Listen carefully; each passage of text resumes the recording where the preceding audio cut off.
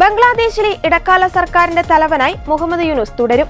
മുഹമ്മദ് യൂനുസ് രാജിവെക്കണമെന്ന് പറഞ്ഞിട്ടില്ലെന്ന് ഉപദേശക സമിതിയുടെ അപ്രതീക്ഷിത യോഗത്തിന് ശേഷം ആസൂത്രണ ഉപദേഷ്ടാവ് മഹ്മൂദ് വ്യക്തമാക്കി.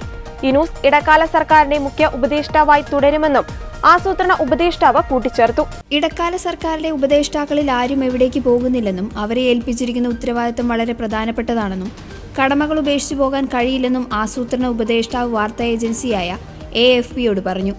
ബംഗ്ലാദേശിൽ ഉന്നത രാഷ്ട്രീയ പാർട്ടികളുടെ നേതാക്കളെ യൂനുസ് കാണാൻ പോകുകയാണെന്നും ഇടക്കാല സർക്കാർ മേധാവി സ്ഥാനത്തു നിന്ന് രാജ്യഭീഷണി മുഴക്കിയതുമായുള്ള റിപ്പോർട്ടുകൾ പുറത്തു വന്നതിന് പിന്നാലെയാണ് ഉപദേശക സമിതിയുടെ അടിയന്തര യോഗം ധാക്കയിൽ നടന്നത്.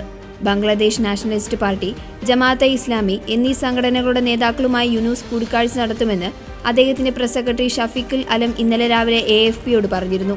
ചർച്ചയുടെ അജണ്ട ഇതുവരെ പുറത്തു വന്നിട്ടില്ല. ഇതിനു പിന്നാലെയാണ് രാജ്യവാർത്ത തള്ളി ആസൂത്രണ ഉപദേഷ്ടാവ് രംഗത്തെത്തിയത്. കഴിഞ്ഞ വർഷമാണ് സംവരണ പ്രക്ഷോഭത്തെ തുടർന്ന് പ്രധാനമന്ത്രി ഷെയ്ഖ് ഹസീന നാടുവിട്ടത്. തുടർന്ന് മുഹമ്മദ് യൂനുസ് ഇടക്കാല സർക്കാരിന്റെ മുഖ്യ ഉപദേഷ്ടാവായി ചുമതലയേൽക്കുകയായിരുന്നു. എന്നാൽ രാജ്യത്തെ രാഷ്ട്രീയ പാർട്ടികൾ തന്നെ പിന്തുണയ്ക്കുന്നില്ലെങ്കിൽ രാജിവെക്കുമെന്ന് മുഹമ്മദ് യൂനുസ് പറഞ്ഞതായാണ് കഴിഞ്ഞ ദിവസം റിപ്പോർട്ടുകൾ പുറത്തുവന്നത്. അതിനിടെ ബംഗ്ലാദേശിലെ രാഷ്ട്രീയ പ്രതിസന്ധി രൂക്ഷമായി തുടരുകയാണ്. വിവിധ ആവശ്യങ്ങൾ ഉന്നയിച്ച് തലസ്ഥാനമായ ധാക്കയിലെ തെരുവുകളിൽ വലിയ പ്രതിഷേധ പ്രകടനങ്ങളാണ് നടക്കുന്നത്. കൃത്യമായി തെരഞ്ഞെടുപ്പ് തീയതി പ്രഖ്യാപിക്കണമെന്നാവശ്യപ്പെട്ടായിരുന്നു ആയിരക്കണക്കിന് ബംഗ്ലാദേശ് നാഷണലിസ്റ്റ് പാർട്ടി പ്രവർത്തകർ വ്യാഴാഴ്ച ധാക്കയിൽ പ്രകടനം നടത്തിയത്. 2026 ജൂണോടെ ബംഗ്ലാദേശിൽ തെരഞ്ഞെടുപ്പ് നടക്കുമെന്ന് യൂനുസ് വാഗ്ദാനം ചെയ്തിട്ടുണ്ടെങ്കിലും തീയതി നിശ്ചയിക്കണമെന്നാണ് BNP പ്രവർത്തകരുടെ ആവശ്യം. അതേസമയം ബംഗ്ലാദേശ് ഇടക്കാല സർക്കാരിന്റെ മുഖ്യ ഉപദേഷ്ടാവ് മുഹമ്മദ് യൂനുസിനെതിരെ കടുത്ത ആരോപണങ്ങളുമായി മുൻ പ്രധാനമന്ത്രി ഷെയ്ഖ് ഹസീന രംഗത്തെത്തി.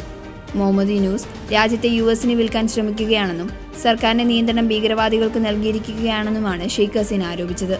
തന്റെ പാർട്ടിയായ അവാമി ലീഗിനെ നിരോധിച്ച സർക്കാർ തീരുമാനത്തെ അപലപിച്ച ഹസീന നടപടി ഭരണഘടനാ വിരുദ്ധമാണെന്നും വിശേഷിപ്പിച്ചു.